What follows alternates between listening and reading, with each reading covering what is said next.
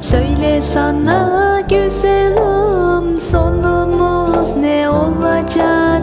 Ha bu akan dereler denizlere dolacak.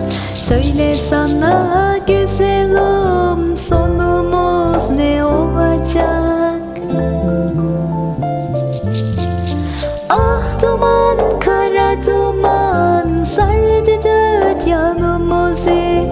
Ander kalsın sevdalı, koy alacak canımızı.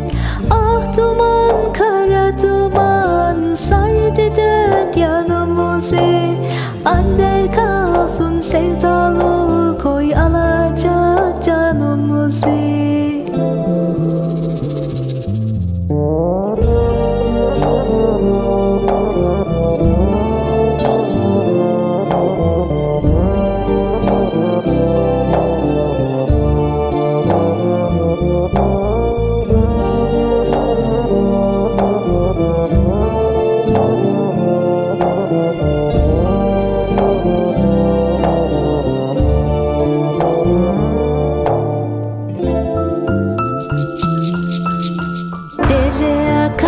Taş ile gözüm doldu yaş ile.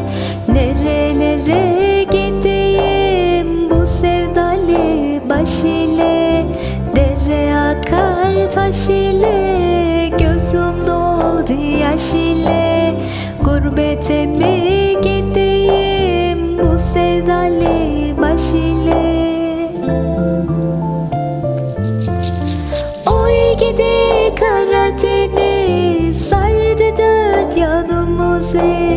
Ander kalsın sevdalı, koy alacak canımızı. Oy gidi